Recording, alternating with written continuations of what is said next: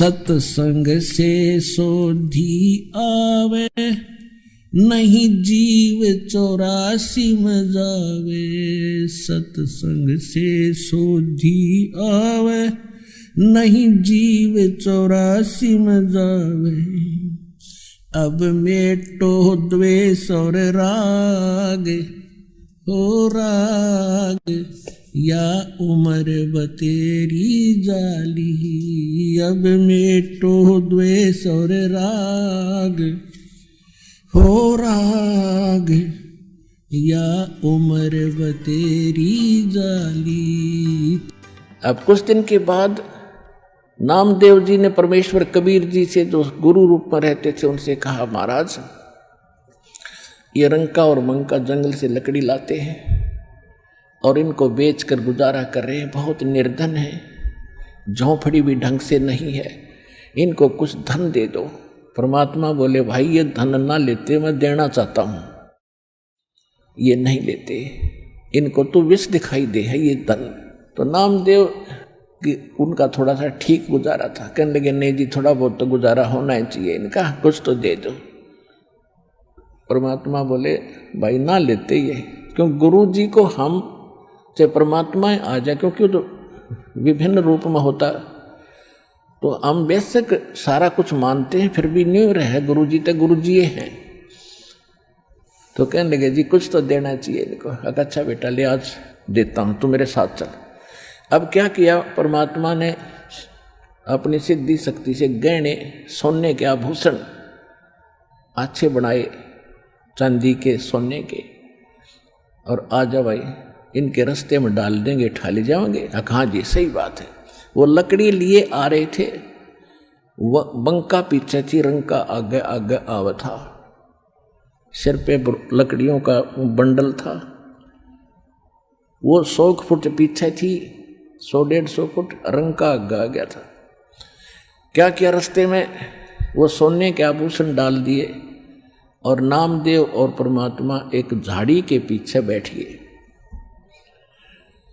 अब जब वो निकट आया रंका, उसने पीछे देखा कि मेरी पत्नी आ रही है। और पत्नी औरत के अंदर आभूषणों की घनी कसक होती है, और कहीं ये किसी का धन पड़ा देखकर नीत ना डबोले, डूब जा कदे अपना कर्म धर्म बिगाड़ लिया। उस पर पैर से मिट्टी डालने लग गया। अब उसने देखा बंका ने, क्या हो गया पति का, खड़ा क्यों हो गया। उसने ध्यान से देखा, हाँ ये तो इस कारण से कर रहा है। वो कहने लगी, चलो चलो जी क्यों मिट्टी पर मिट्टी डाल रहे हो, चलो चलो क्यों मिट्टी पर मिट्टी डाल रहे हो। उसके पास से दो निकल के, देखा भी नहीं उसको। तब परमात्मा बोले, बोल भाई नामदेव कैसे ढूंढने ना लेते। अब नामदेव ने सोचा भाई उसकी बुद्धि इतनी ही काम करे थी कि जी और कोई तरीका अपना लो। अच्छा भाई और भी तू कहेगा, मैं वो अपना लेंगे। एक दिन क्या था, सत्संग हो रहा था, परमात्मा सत्संग कर रहे थे, रंका और बंका ये दोनों सत्संग सुन चले गए। नामदेव भी वहीं बैठा था। उधर से क्या हुआ, वो लड़की घर पे थी और वो बाहर बैठी थी चारपाई पे। उस झोपड़ी में आग लग गई।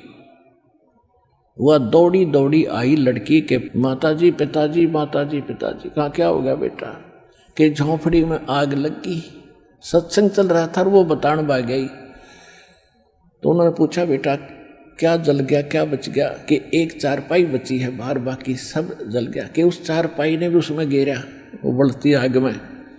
राजा बेटी सत्संग सुन ले,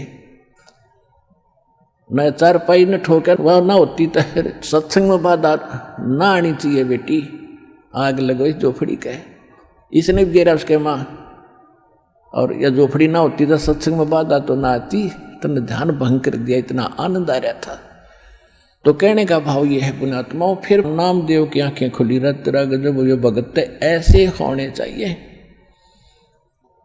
और फिर परमात्मा ने इतना सुंदर मकान बना दिया उनका। कहते नुकते ऊपर रिज जाएगा, 1 करोड़ कर्म जल जाए तुम्हारे। तो हमने भगत बनना पड़ेगा भगवान से लाभ लेने के लिए। बकवादों से बात बने को नहीं, इतनी सी बात है।